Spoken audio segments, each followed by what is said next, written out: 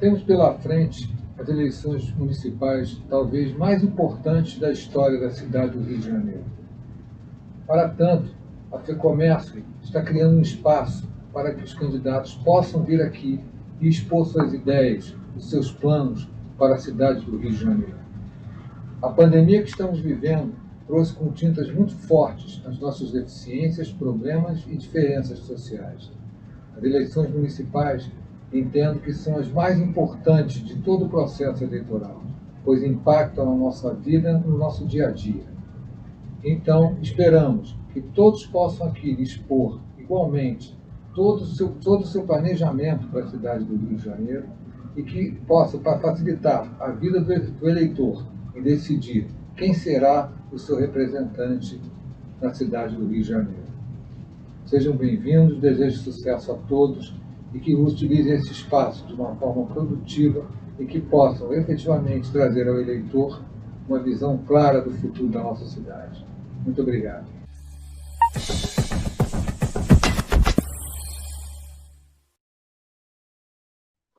Olá, pessoal, boa tarde. Eu sou o Anderson Justino, repórter do Jornal Dia, e hoje, com o apoio da FEComércio, o Jornal Dia dá prosseguimento à série de entrevistas com os candidatos à Prefeitura do Rio.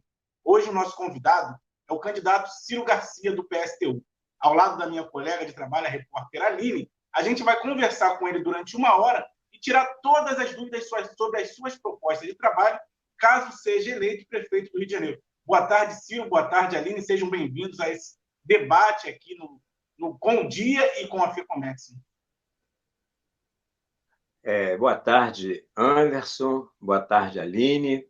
E boa tarde a todos que estão participando aí da live do Dia, junto em parceria com a FEComércio. Quero agradecer a oportunidade do espaço de poder apresentar, né, para os trabalhadores e trabalhadoras do Rio de Janeiro as nossas propostas. Ciro, então eu já deixo a primeira pergunta com a nossa colega Aline, que vai começar a conversar com você. Aline, pode fazer a primeira pergunta. Boa tarde a todos, boa tarde, candidato. Eu começo falando de uma questão que é muito importante. A pandemia trouxe problemas e ressaltou outros no Rio de Janeiro, e eu queria saber como você pretende fazer, quais são as prioridades, caso você seja eleito prefeito, para resolver essas mazelas aí que foram colocadas em destaque ainda mais na nossa cidade devido à pandemia. Olha só, Aline, eu costumo dizer que, na verdade, essa pandemia nos pegou aqui do Rio de Janeiro com os piores governos que nós poderíamos ter. No governo federal, que saiu daqui da cidade do Rio de Janeiro, era um parlamentar daqui da nossa cidade, nós temos um verdadeiro genocida, né, que minimizou o tempo todo a pandemia, dizendo que era gripezinha, inventando remédios como cloroquina e outras coisas mais, demitindo técnicos da saúde, demitindo médicos para botar um general que nem sabia o que era o SUS. Então, a destruição começa de cima. Chega no governo estadual, né, o envolvimento aí com a corrupção na construção dos hospitais de campanha, e que faz até com que hoje o Itzel esteja afastado, né, impeachmentado, e, concretamente, você tem um Cláudio Castro no lugar dele, que também é investigado sobre corrupção, e vai ser julgado por uma Assembleia Legislativa que deu posse, ninguém pode esquecer, de parlamentares na cadeia, e que continuam na cadeia, alguns deles. E o presidente da Assembleia, que é o André Siciliano, ligado ao PT, envolvido também em investigações de corrupção. Então, aqui para o Rio de Janeiro, tinha que ser fora todos eles eleições gerais. No caso, em particular, do município, a pandemia pegou um sucateamento total, né, da saúde primária. O Crivella já tinha desarticulado várias equipes da saúde da família, demitindo milhares, cerca de 6.000 profissionais da saúde foram demitidos durante a gestão do Crivella.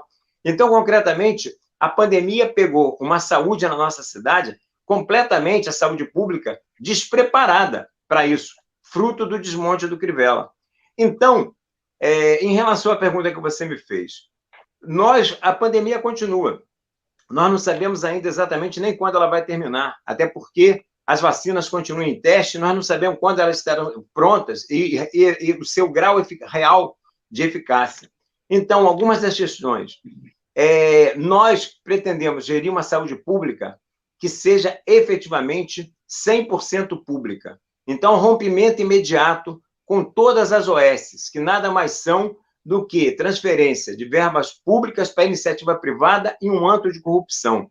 Nós queremos, inclusive, estatizar, no caso, municipalizar os hospitais privados, porque é um absurdo que pessoas morram porque fica esperando vaga de leito em UTI no SUS e sobrem vagas de leito em UTI na rede privada. Isso é um absurdo. Vidas importam, todas elas, e não apenas as vidas que têm dinheiro para pagar um tratamento. Então, nós temos que municipalizar. Nós temos que, a partir disso aí, fazer com que uma saúde 100% pública, né, porque saúde não é mercadoria, ela seja gerida por conselhos populares, formados pelos profissionais da saúde e a população usuária, né? Conselhos populares que vão se formar a partir de locais de trabalho, locais de moradia, locais de estudo, e que vão dizer exatamente aquilo que a gente tem que fazer, que significa reequipar a saúde primária, reequipar as clínicas de família, construir, inclusive, clínicas de família e hospitais, onde se fizer necessário. Agora, para isso, Aline, eu tenho que dizer também de onde eu vou tirar os recursos. Porque o candidato que diz que vai investir em saúde, que saúde é prioridade, que educação é prioridade, e não diz de onde vai tirar, ele está mentindo para o eleitor. E aí, para a gente poder fazer essas coisas que eu estou me referindo, nós temos que tirar de quem tem. Então, nós temos que fazer com que os ricos paguem pela crise. De que maneira? Suspendendo o pagamento da dívida pública, que nada mais é do que verbas para ir para o cofre dos banqueiros e dos grandes fornecedores da prefeitura, empreiteiros e outros fornecedores da prefeitura. Nós temos que estabelecer um IPTU progressivo nessa cidade, onde os bairros nobres paguem mais caro e a gente possa, inclusive, isentar de IPTU os bairros onde mora a população de baixa renda. Acabar com as isenções fiscais aqui da nossa cidade e cobrar, né, os grandes devedores da prefeitura, né, que são vários bancos, várias grandes empresas, devem e não se faz absolutamente nada. De posse desses recursos, apoiado nos conselhos populares, numa saúde, né, totalmente municipalizada, uma saúde 100% voltada para o SUS, nós vamos ter uma saúde de qualidade, vamos ter condições de enfrentar a pandemia e vamos, inclusive, acabar com determinadas mazelas, como, por exemplo, a fila do CISREG e outras coisas mais.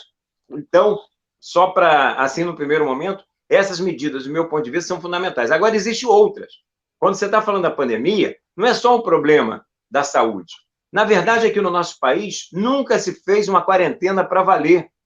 Mesmo no momento em que o Bolsonaro sabotava a quarentena, os governos estaduais e municipais implementaram uma quarentena, mas sempre foi uma quarentena fake, uma quarentena meia-boca. Porque, por exemplo, o trabalho industrial nunca paralisou.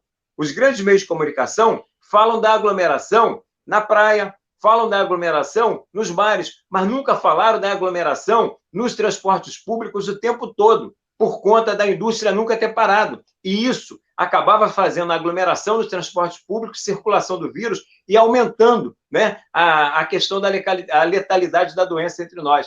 Então, mas também, para você fazer uma quarentena para valer, tem que ter medidas. Então, além das medidas de saúde que eu coloquei, nós temos que estabelecer, e questões que algumas não são de alçada do prefeito, mas que quem estiver ocupando uma prefeitura da importância do Rio de Janeiro, a segunda maior cidade do país, tem condições de fazer ecoar, né, suas propostas pelo país inteiro, nós temos que garantir a amplitude do auxílio emergencial, tanto do ponto de vista da abrangência, quanto do ponto de vista do seu valor. Nós temos que garantir licença remunerada com estabilidade no emprego para todos os trabalhadores. Nós temos que garantir que aquelas pessoas que morem em locais insalubres, em casas, nas favelas, sem saneamento básico, sem água encanada, sem nada disso, que sejam transferidos para hotéis que estão fechados, ou que estão funcionando abaixo da sua capacidade, com verbas pagas pela própria prefeitura, para que essas pessoas tenham condições de exercer a sua quarentena. Temos que ser categórico em relação à não volta das aulas presenciais.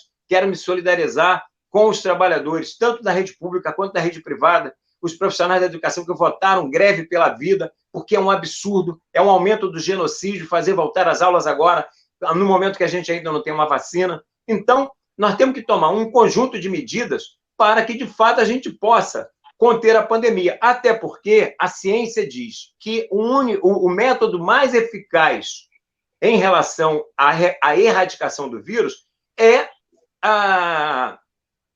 o isolamento social. E nós estamos vendo na Europa, né, países que já tinham voltado à normalidade, que estão sendo obrigados novamente a fechar tudo. Então, nós temos que fazer isso aqui de verdade, para valer. E não é um problema só do prefeito do Rio de Janeiro. Isso é uma questão do país. E a população tem que estar mobilizada e se organizar para exigir isso, tanto do governo federal, quanto do governo estadual e do próprio governo municipal. Eu queria lembrar a todos que o nosso debate está sendo feito todos os dias no auditório da FEComércio, mas por questões de segurança também, por conta da pandemia da Covid-19, a gente deixou com que os candidatos escolhessem um local para poder debater e apresentar as suas propostas. E foi o que aconteceu com o candidato Ciro. Ele decidiu debater de casa, e isso é super normal. Alguns dos nossos seguidores estão perguntando aqui nas nossas redes sociais, e eu só estou fazendo esse esclarecimento.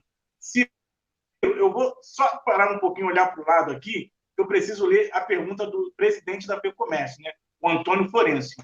Ele pergunta o seguinte: a informalidade crescente é um fator que muito preocupa o setor do comércio, ainda mais quando sabemos que em muitos casos são canais de escoamento de carga roubada de produtos piratas.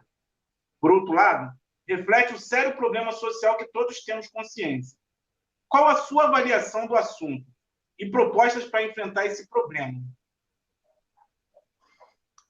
Aí são vários problemas envolvidos, né? Essa pergunta ela é de uma complexidade muito grande, porque nós temos a questão do roubo de cargas, que envolve a questão de segurança, nós temos a questão do escoamento desses produtos, né, através de trabalhadores informais, que envolve verdadeiras redes, né, de criminosas, onde estão envolvidos aí milicianos, né, vários deles, inclusive, em ativa, em órgãos de segurança, como a polícia, os bombeiros, né, e polícia civil, polícia militar e assim por diante. É um problema sério que nós temos aqui na nossa cidade. Um outro problema, que é o desvio de função da Guarda Municipal, pois, como a própria pergunta coloca, no momento em que a questão do desemprego é uma tragédia na nossa cidade, né? Então, vários trabalhadores são lançados ao trabalho informal, se tornam camelôs, se tornam trabalhadores informais, e você tem uma guarda municipal perseguindo o camelô. Essa, na nossa visão, não é a função da guarda municipal. Nós somos contra o armamento da guarda municipal e achamos que a guarda municipal tem que dar segurança, principalmente aos órgãos públicos e às vias públicas, às escolas públicas, aos hospitais públicos, aos parques, aos jardins, às ruas.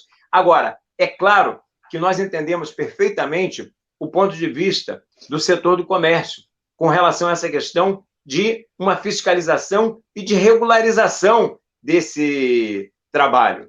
Então, nós não temos que perseguir esses trabalhadores, mas nós temos que dar condições para que eles trabalhem, inclusive, com dignidade. Isso significa o quê? Você ter uma regularização dessa atividade. Então, isso é perfeitamente possível. A outra questão tem a ver com a segurança, né? Que não diz respeito somente ao prefeito, até porque, do ponto de vista constitucional, essa é uma questão que está na mão do governador. Mas é óbvio que o prefeito não pode se imiscuir, até porque os problemas de segurança acontecem na cidade, né? Então, o que nós temos que atuar aí é exigir, né, do governo que tenha efetivamente uma polícia voltada para a inteligência, né, e impedir esse tipo de coisa. Lamentavelmente, nós sabemos que existe, até por conta da atuação das milícias, uma certa omissão, né, em relação a tratar de frente essas questões e que nós não podemos mais continuar tolerando isso. Então, nós temos uma série de problemas aqui na nossa cidade que dizem respeito à segurança, né, que não são alçada do prefeito, mas acontece com os moradores da cidade, como, por exemplo, a criminalização da pobreza, através de uma guerra às drogas que promove um verdadeiro genocídio contra a juventude negra que mora nas nossas favelas, envolvidas ou não com o tráfico.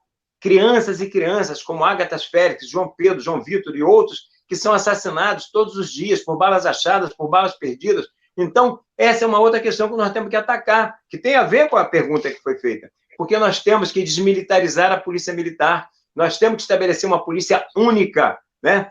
Uma parte dela fardada, voltada para o policiamento ostensivo, e uma parte dela de inteligência. E nós temos que ter uma polícia única, com eleição de delegados por parte da comunidade, para ter uma polícia de aproximação, direito de sindicalização, direito de greve, tá? E, a partir daí, e você começar a coibir essas coisas. E uma outra questão, né? Que é a própria descriminalização das drogas, porque você atacando o tráfico de droga, você ataca o tráfico de armas também.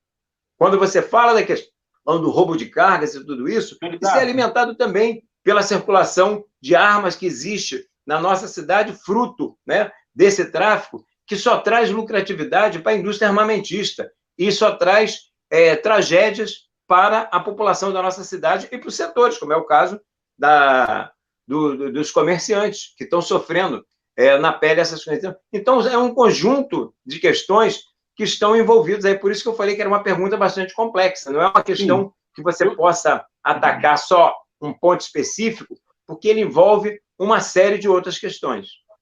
Sim, eu queria só que o senhor explicasse para os nossos seguidores como que o senhor vai planejar a segurança pública para o município.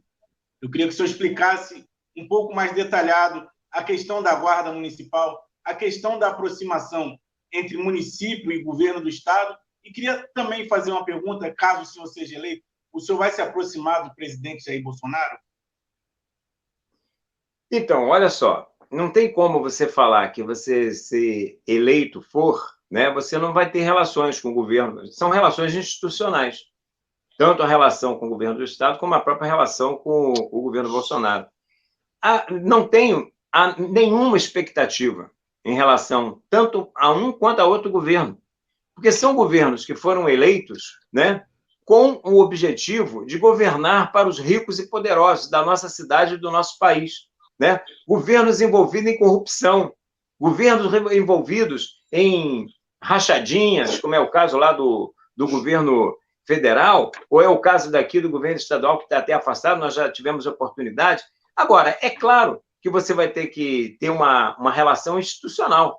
Agora, relação de cooperação não existe, porque a cooperação, a concepção de governo desses senhores, tanto do governo federal quanto do governo estadual, é uma concepção voltada para a gestão do sistema capitalista e voltada para atender os interesses dos grandes empresários, dos ricos e poderosos. Nós temos uma concepção completamente diferente disso aí. Então, quando você fala, para a gente poder detalhar, primeiro, a Guarda Municipal ela tem que parar com esse desvio de função. Não é tarefa da Guarda Municipal sair correndo atrás de camelô no meio da rua, num momento de crise, de emprego como essa que nós estamos vivendo. Então, o que a Guarda Municipal vai fazer? A Guarda Municipal vai guardar as propriedades e as vias públicas nas escolas municipais, nos hospitais municipais, nos jardins, vai fiscalizar, inclusive, né, como eu coloquei, essa questão do trabalho informal. Vamos estabelecer regras, né, para que os trabalhadores, que os camelôs, os trabalhadores informais possam trabalhar. E uma fiscalização nessa regulamentação, não perseguição, não sequestro de mercadorias, né, como a gente vê, e nós somos terminantemente contra, mas, a partir disso aí, nós estabelecemos também a questão, por exemplo, o Rio de Janeiro, ele tem o problema dele de segurança, tem a ver, as populações, principalmente das favelas e das periferias, sofrem 3 tipos de opressão. A opressão do tráfico, a opressão das milícias e a opressão das próprias forças de segurança. Hoje, a questão das milícias, cada vez fica mais claro, todo dia sai um grande órgão da grande imprensa, pode ser no Dia, pode ser num outro veículo qualquer, de que cada vez mais os milicianos estão tomando conta da cidade. E todo mundo sabe que grande parte desses milicianos tem envolvimento com a área política, tem envolvimento com os setores que estão, quer seja no executivo, quer seja no legislativo, e nós temos que inibir isso. Mas como que nós vamos fazer? Nós, por exemplo, defendemos, inclusive, que haja um direito de autodefesa nas comunidades, que as comunidades possam se autodefender, tanto da opressão do tráfico, quanto da milícia, quanto da própria violência das forças de segurança. Nós somos contra, por exemplo, essa questão das operações da PM, principalmente em momentos quando nós estamos durante um ano letivo, porque cada vez que tem uma operação policial, são dias e dias que as crianças que estudam naquelas escolas ficam sem aula, e depois vem a burguesia e um setor da classe média falar em meritocracia. Como é que vai se falar em meritocracia se não existe igualdade de oportunidades? Então, essas questões todas estão ligadas à questão da segurança. É óbvio que se você tem a Guarda Municipal redefinindo claramente suas funções, tá?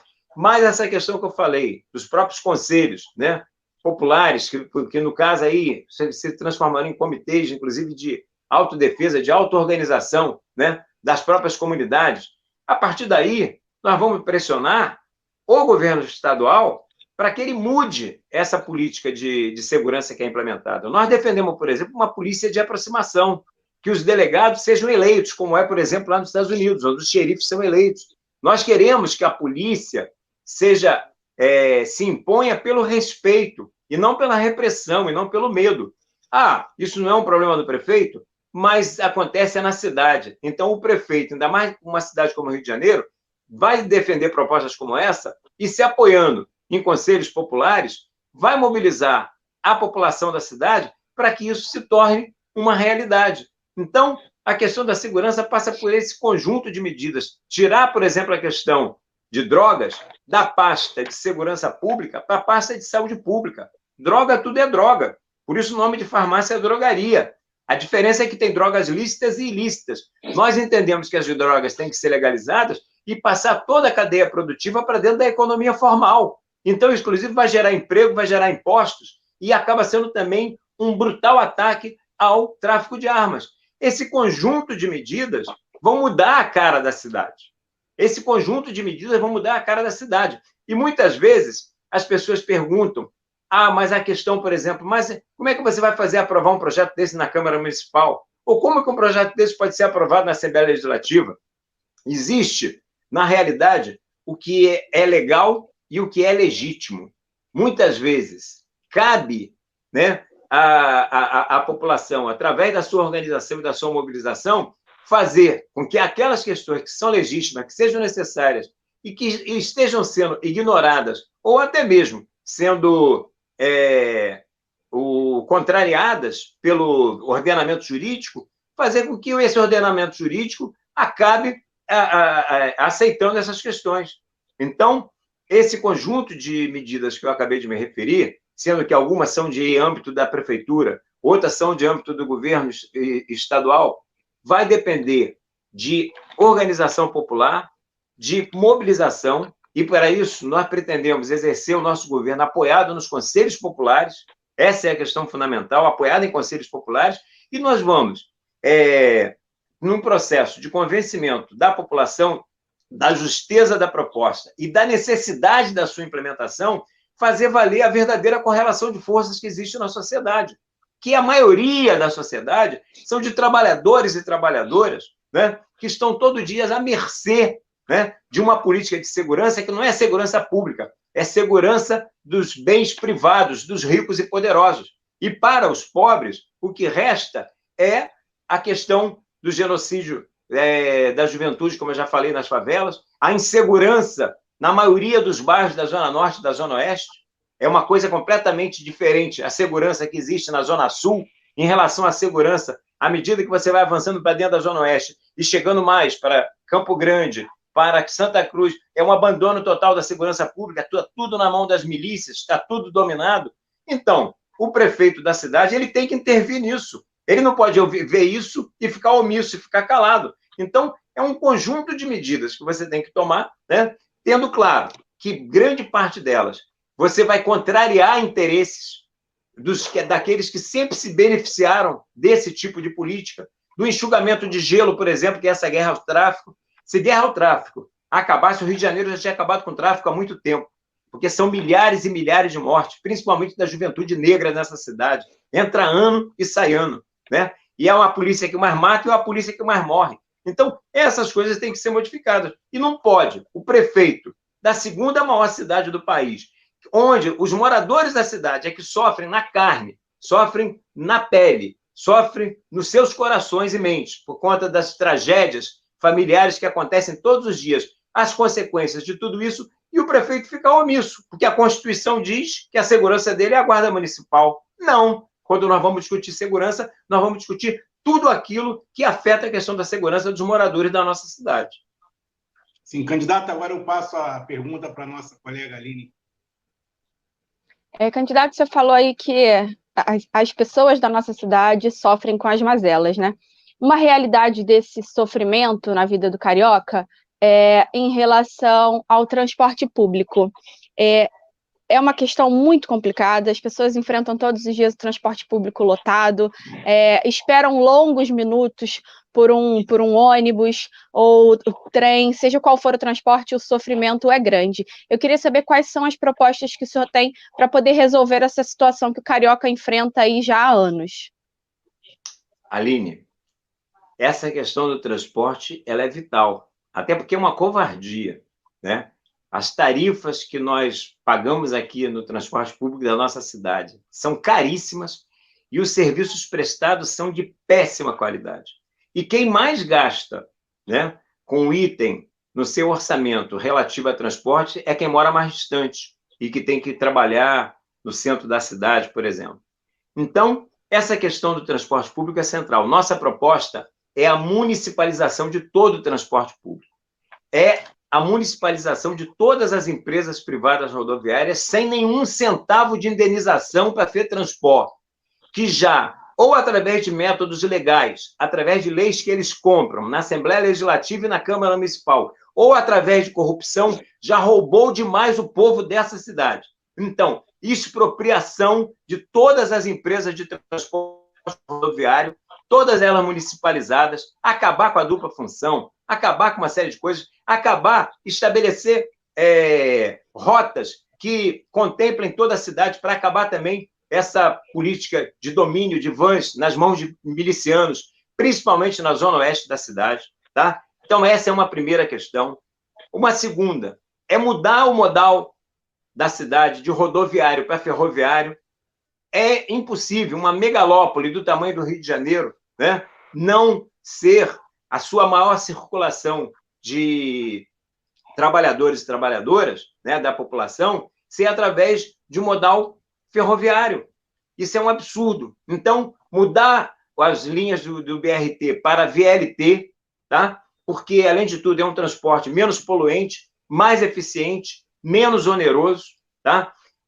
Modificar completamente as rotas das linhas de ônibus já existentes para que elas alcancem, inclusive, toda a Zona Oeste, e sem exceção, para que não haja essa coisa das pessoas, quanto mais distantes, mais penalizadas elas são com relação ao transporte. E dentro dessa lógica, né, de que eu acho que o transporte público é uma questão vital e ele tem que ser todo estatizado, desde a prefeitura fazer uma campanha pela reestatização do metrô, reestatização da supervia e reestatização das barcas. Inclusive, muitas vezes as pessoas falam de que tem toda uma falácia, né, de que a iniciativa privada é mais eficiente do que o serviço estatal. Isso é uma grande mentira. Se a gente comparar, por exemplo, não precisa ir muito longe, todo mundo aqui, várias das pessoas que estão me vendo nessa live, já foram a São Paulo. É só comparar o metrô de São Paulo, que é estatal, né? A maioria dele, porque tem uma parte dele, que é a linha 4 lá, que foi privatizada, mas a esmagadora maioria do metrô ainda é estatal. Com o metrô do Rio de Janeiro não tem nem comparação. O que o metrô de São Paulo atende, o que o metrô do Rio de Janeiro atende. E o metrô do Rio é privado e o de São Paulo é estatal. Várias capitais do mundo, os metrôs são estatais. Então, isso é uma balela, né? Na verdade, é mais uma tentativa de tirar, enriquecer a uma meia dúzia, que é a tarefa do sistema capitalista, né? Concentrar riqueza na mão de alguns poucos. Bom, de posse de um transporte estatizado, né? Totalmente municipalizado e com mudança do modal de rodoviário para ferroviário, interligação da supervia com o metrô, construção de outras linhas de metrô, inclusive, né, dentro das necessidades, como é que a gente vai fazer para fazer isso? Vamos nos apoiar em conselhos populares, formados pelos profissionais de transporte, quer seja rodoviário, quer seja ferroviário, tá? E os usuários, e os trabalhadores que são os usuários desse transporte. E a partir desses conselhos populares é que nós vamos traçar as diretrizes de o que nós devemos fazer exatamente para que a gente tenha um transporte eficiente, um transporte que não seja seletivo, onde você tem lugares onde as pessoas têm transporte público relativamente de qualidade e uma grande maioria totalmente abandonada. Nós vamos mudar isso totalmente e passa por essas medidas que eu coloquei. Tanto a questão da estatização, né, a municipalização da FETransporte, transportes ferroviários, sem nenhuma indenização e apoiado nos conselhos populares. E tentar, desde a prefeitura, fazer campanha para reestatizar todo o transporte público, porque tem uma parte que não tem a competência do prefeito. O metrô é estadual, Supervia é estadual, as barcas são estadual, mas aí eu volto naquele negócio. É o prefeito da cidade, onde está a maioria da população do estado, na segunda maior cidade do país. Então, se a proposta é justa, se ela é necessária, a população vai comprar a briga junto conosco e nós vamos conseguir esses objetivos. Eu queria Candidato, dizer aproveito... Aline, pode só para complementar? Claro, claro. Ok. Só para complementar, eu gostaria que o candidato falasse especificamente sobre o BRT. O Dia acabou de fazer uma série de reportagens que mostrou a situação que está as estações do BRT, destruídas, sucateadas, enfim, com as obras sem terminar. Eu queria que o senhor falasse um pouquinho exatamente, especificamente sobre o BRT. Então, Aline, só um minuto, por gentileza. Oi, Anderson. Por conta do tempo, eu só pediria que o senhor fosse um pouquinho mais breve nas respostas. Tá legal, Anderson. Valeu. Não, então, eu já tive oportunidade. Eu quero mudar, eu acho que tem que ser mudado o modal de rodoviário para ferroviário. Então, primeiro que eu acho que acontece no VLT é um absurdo. É muito mais um abandono do poder público do que propriamente vandalismo, né? Onde existe o abandono, muitas vezes acaba se instalando o caos, né? Mas o que mostra exatamente é o descompromisso do poder público, do prefeito, principalmente da cidade, né? A pior gestão de todas, todas foram péssimas, mas a do Crivella nem dá para falar, é o abandono que está acontecendo. Mas a nossa proposta, Aline, para ser bem específico, é transformar os BRTs em VLTs. Aproveitar os traçados e, ao invés de BRT, nós vamos ter VLT. Como eu já disse, é um transporte mais eficiente, transporta mais gente, é menos poluente e é menos oneroso. Eu só queria dizer que quem nos acompanha através das redes sociais podem mandar as suas perguntas. Se der tempo, a gente vai ler aqui, vai fazer a pergunta ao candidato. Caso não dê tempo da gente fazer as perguntas que são enviadas, eu já adianto ao candidato que as perguntas ficam aqui, elas vão ficar arquivadas aqui no vídeo, que vai estar tanto no nosso Facebook quanto no nosso YouTube. E se o candidato quiser ir lá e responder depois, pode ficar à vontade. Candidato, o Jorge Costa, através do YouTube, ele pergunta o seguinte: Ciro, qual é a sua proposta para a educação do Rio? Então, a primeira questão é valorizar o profissional de educação. Então, isso significa estabelecer um plano de carreira unificado que pressuponha promoções tanto por tempo de serviço quanto pela formação, incentivar um processo de formação continuada, onde as pessoas todas da carreira, desde aqueles cargos os mais humildes, como a merendeira, o pessoal da cozinha, de asseio e conservação, possam ter estímulo para estudar, para que tenham perspectiva de ascensão dentro da carreira, né, conquistando o magistério. Reequipar totalmente as escolas através da construção de bibliotecas, laboratórios, quadras, né, para que as pessoas possam ter atividades esportivas, desenvolver atividades culturais, contratação de profissionais através de concurso público, mas sem esquecer a efetivação daquelas pessoas que já trabalham há anos nas cozinhas, né, e nas creches da nossa cidade, mas acabar com essa farra de OS. Então, efetivar essas pessoas, principalmente pessoas ligadas a trabalho de cozinha, trabalho de asseio e conservação, que às vezes ficam à mercê nas trocas aí de uma empresa por outra, de OS, dessas empresas terceirizadas, ficam 1, 2, 3, 4 meses sem receber salário, que é uma covardia. Então, nós defendemos a efetivação, mas isso não é trem da alegria, porque nós defendemos o Estatuto do Concurso Público, nós somos radicalmente contra essa reforma administrativa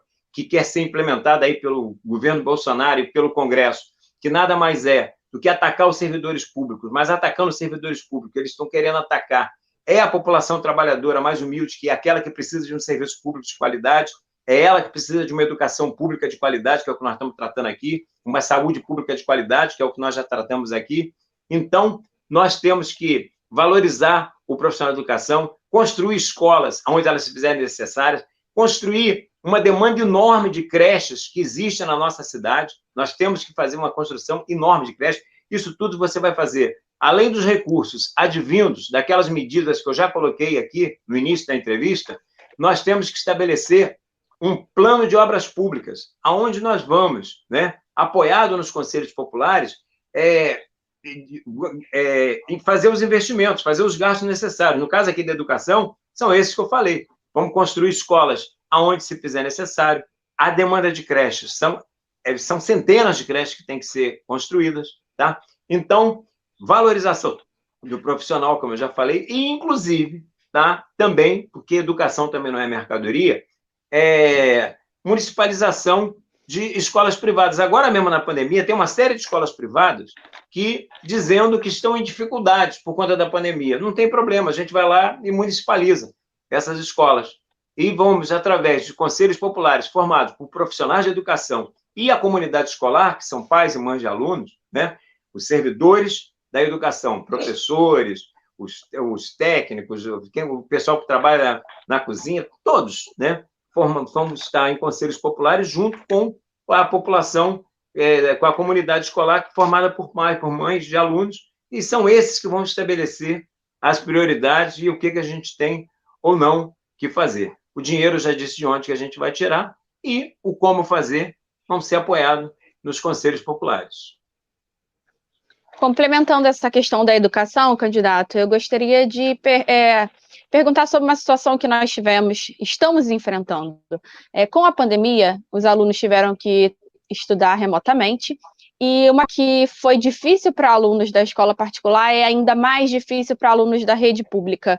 A grande maioria não tem internet em casa, ou só tem acesso à internet a apenas um celular, que é para a família inteira usar. Enfim, uma série de questões que, com certeza, já estão provocando essa desigualdade na educação. O senhor é uma pessoa ligada à educação, é professor.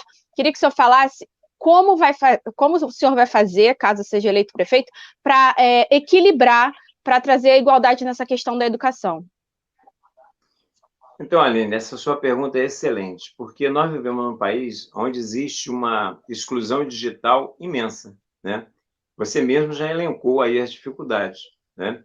Não é todo mundo que tem um celular de última geração, um smartphone, não é todo mundo que tem um tablet, que tem um notebook, que tem um computador em casa, e muitas pessoas, às vezes, não têm uma rede, né, de internet, um sinal de internet, um Wi-Fi, né, de qualidade. Então, depende do plano, depende de uma série de coisas. Então, a primeira coisa a ser feita é acabar com a exclusão digital. De que maneira você vai acabar com a exclusão digital? É tarefa, obrigação da prefeitura fornecer para todos os alunos da rede pública condições dele ter acesso à questão, ao mundo digital, tá? Independente da pandemia ou não, só o problema de nós estamos precisando dar em AD. Porque hoje, né, com as tecnologias de informação, com todas as transformações que o mundo está passando, e elas são cada vez mais aceleradas, isso é uma questão vital, né? Inclusive de sobrevivência, de perspectiva, de futuro de todos esses alunos. Então, garantir uma internet de qualidade para todos, garantir equipamento para todos. Então, essa é uma tarefa do poder público, né? Não pode ser o poder público o responsável por essa desigualdade que você acabou de mencionar, essa verdadeira covardia que é você ter aqueles que podem estudar nos Santos Milagrosos, né, como dizia uma amiga minha, que é o São Bento, o Santo Inácio, o Santo Isso, o Santo Aquilo, e as escolas públicas, onde as pessoas, como você bem colocou, não têm o mínimo acesso a determinadas condições. Então, é tarefa do poder público ter propostas de garantir uma isonomia 100% em relação a essa questão. Então, isso passa por fornecimento, além de equipar as escolas, porque você tem que ter laboratórios digitais que funcionem também nas escolas, né? Você tem que dar essas condições, mas para cada aluno, equipamento, sinal de internet de qualidade, tá? E fazer com que ele possa efetivamente... Por exemplo, no caso que eu acabei de falar, tem muitas residências, você mesmo falou isso, em que às vezes a pessoa só tem um aparelho, mas às vezes tem um aparelho e não tem nenhum lugar para a pessoa poder ser mais reservado para ela poder estudar. Então, essas questões, por exemplo, pode passar, as escolas estarem abertas, laboratórios onde as pessoas possam estar exercendo esse tipo de atividade. Mas num caso como esse, que nós estamos vivendo da pandemia, e eu já falei aqui, eu sou totalmente contrário à volta das aulas presenciais, o primeiro passo do poder público é garantir a equanimidade no tratamento para todos os estudantes da rede pública. Não pode ser que quem seja de família, que tenha dinheiro, tenha um tipo de acesso à educação e quem não tem acesso à educação, porque, na verdade, é isso que está acontecendo. Quem não tem, não está tendo acesso à educação. Então, isso tem que ser corrigido. Candidato, eu vou ler duas perguntas aqui que são super parecidas. A primeira, elas foram enviadas para o nosso YouTube, né? A primeira é do Yuri Oliveira. Ele pergunta o seguinte: Ciro, o Carioca paga valores altos em pontos turísticos que deveriam pertencer ao povo, como o Maracanã e a Sapucaí e o Corcovado. E ele inclui também aqui o Pão de Açúcar. Ele pergunta ao senhor: o senhor pretende colocar valores populares para estes lugares? E a segunda pergunta, ela foi enviada pela Belle Ribeiro. Ela pergunta o seguinte: Ciro, quais os seus projetos para o Carnaval e outros setores turísticos da capital? Tá. Bom, primeiramente vamos falar do Maracanã. Eu sou, né, como vocês podem ver, eu cheguei aqui no Rio de Janeiro com 6 anos de idade, eu sou botafoguense, eu vi Garrincha jogar e eu frequentei o Maracanã, tanto na arquibancada quanto na galera lá, né, os Geraldinos e Arquibados, na geral, né? Então, era uma coisa extremamente democrática e popular. Eu sou radicalmente contra a privatização do Maracanã. Lutei contra essa privatização. E acho que o Maracanã tem que ser estatizado ou municipalizado, no caso, já que nós estamos falando de eleições municipais, né? Os preços, né, tanto dos espetáculos de esporte quanto culturais têm que ser necessariamente acessíveis. Não pode ser que quem tem acesso... Você, por exemplo, vê um jogo do Flamengo, que é a maior torcida, né? É o time da massa, e quando você é enquadrado na televisão, só tem branco. Onde é que estão os negros do Flamengo? Onde é que está a torcida do Flamengo? Então, isso tem a ver com um processo de elitização dos esportes e da cultura que é inadmissível. Nós defendemos, né, que essas questões sejam efetivamente democratizadas. Então, nós defendemos um Maracanã, né, estatizado, com preços populares, para que todos tenham acesso a essa que é uma questão muito importante na nossa cultura, que é o futebol. Da mesma forma, a questão do carnaval. É um crime o que esse prefeito fez com o carnaval, né? Ele pensa que ele é pastor da igreja dele, não prefeito da cidade, onde a questão do carnaval é uma das maiores manifestações culturais da cidade. É um cartão de visita do Rio de Janeiro para o mundo inteiro. E o cara se recusa a dar a chave para o Rei Momo, se recusa a dar investimentos públicos para o carnaval. Então, isso é um absurdo, né? Esse cara não tem... Ele pensa que o Rio de Janeiro é sei lá, mais uma parte das suas concepções da igreja que ele pertence, que é um direito dele. E respeita todas as pessoas que tenham a mesma confissão religiosa que ele. Agora, é um desrespeito imenso dele, enquanto prefeito da cidade, o que ele fez em relação ao carnaval. Então, a nossa proposta é de apoio incondicional ao carnaval, não só à série de elite, mas também ao acesso e à Intendente Magalhães. Porque, na verdade, quando você está falando aqui do carnaval, você está falando, por exemplo, das escolas de samba, as escolas de samba não são só os 4 dias que elas movimentam aquela multidão de pessoas, quer seja no Sambódromo, quer seja lá na Sapucaí, quer seja na Intendente Magalhães, não, é o ano inteiro, são os barracões, é a economia que está circulando, então tem que ter um apoio do poder público, inclusive, porque isso interfere, a questão da privatização do carnaval, interfere na própria criatividade dos artistas, porque com essa história das escolas terem que recorrer a patrocínio, os enredos são amarrados com o patrocinador. Isso acaba inibindo a própria criatividade dos sambistas, que são maravilhosos. A gente luta, por exemplo, para que tenha o estudo da África obrigatório. Aqui no nosso país, é uma lei que foi aprovada desde o início dos anos 2000 e que nunca foi implementada nas escolas, mas nós temos todos os anos nos desfiles das escolas de samba, nos enredos das escolas de samba, a história da África, a história dos heróis negros, a história do nosso povo sofrido, que é aquele que construiu as riquezas, que foi escravizado e é o responsável pela acumulação do capital nesse país e que depois que foi liberto, entre aspas, com uma mão na frente e uma atrás, foi formar as favelas aqui da nossa cidade. O carnaval resgata isso.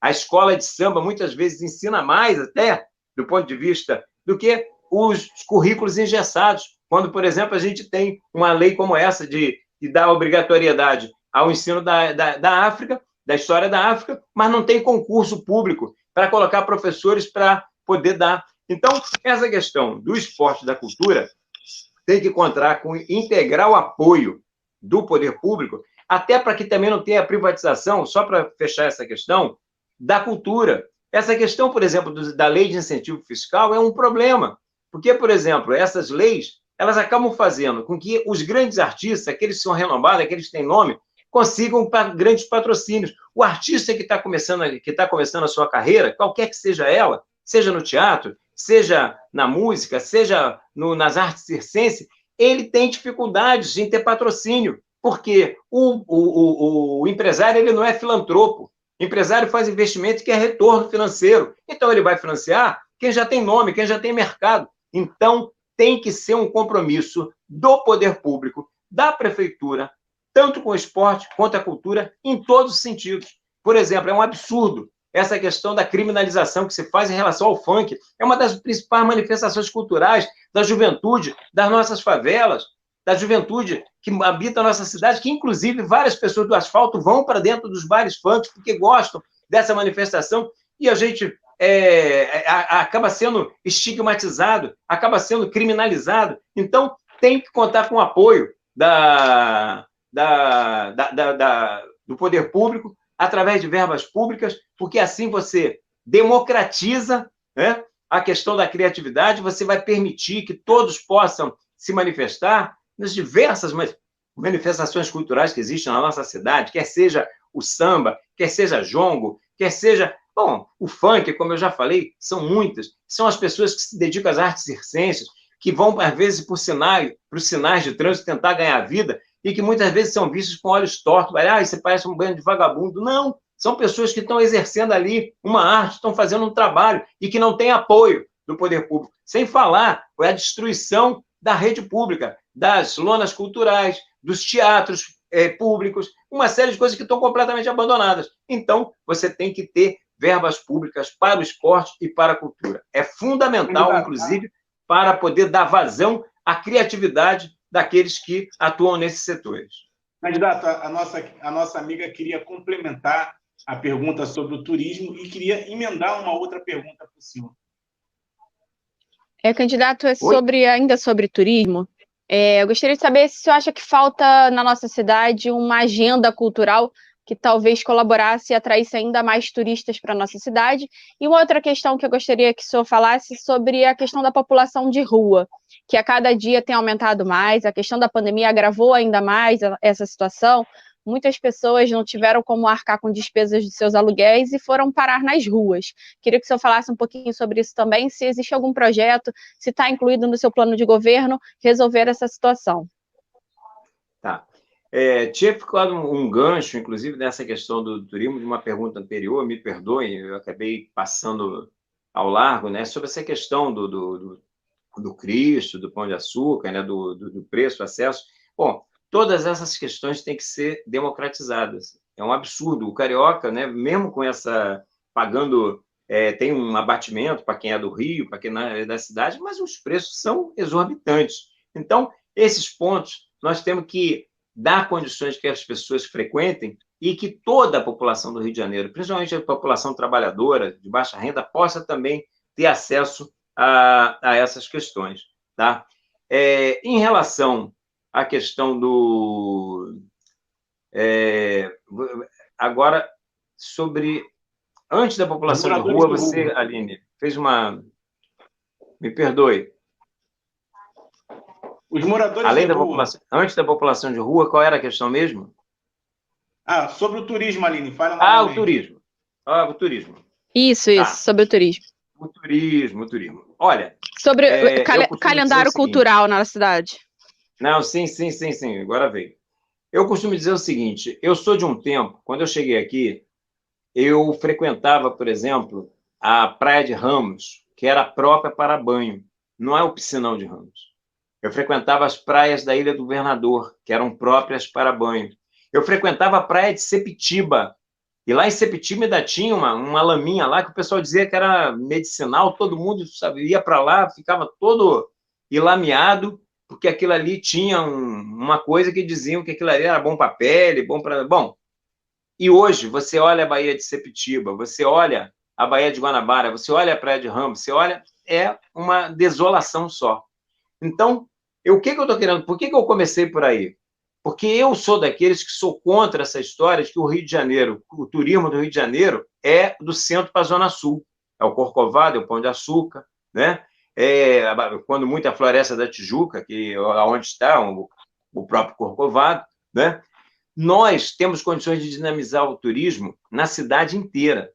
Nós temos que resgatar a Baía de Sepitiba, nós temos que resgatar, né? E ser parte fundamental na despoluição da Baía de Guanabara.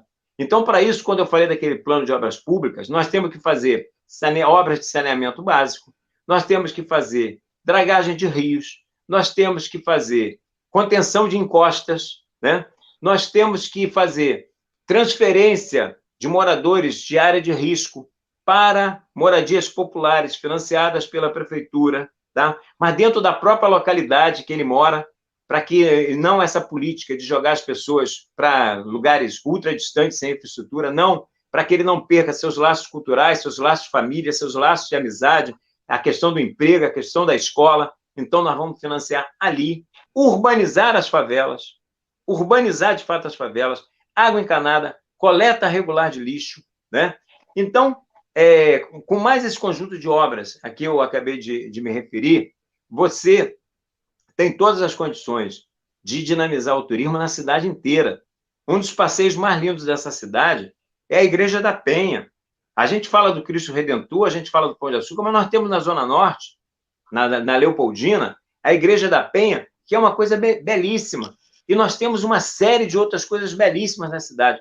Então, dinamizar o turismo no Rio de Janeiro significa resgatar a cidade de conjunto, que, diga-se de passagem, do ponto de vista de belezas físicas, belezas naturais, é, sem dúvida alguma, a cidade mais linda do planeta. Eu não tenho nenhuma dúvida com relação a isso. Tá? Então, o resgate tem que ser total. E aí a gente vai fazer uma agenda cultural que vai entrar a Festa da Penha, que vai entrar, como já existe, a Paixão de Cristo da Lona de Vista Alegre, que foi criada, inclusive, pelo meu irmão. Eu queria fazer uma homenagem a ele, que ele morreu em 2007, mas foi meu irmão que criou a Paixão de Cristo de Vista Alegre. Né? Então, a cidade ela é múltipla e ela toda tem que estar contemplada.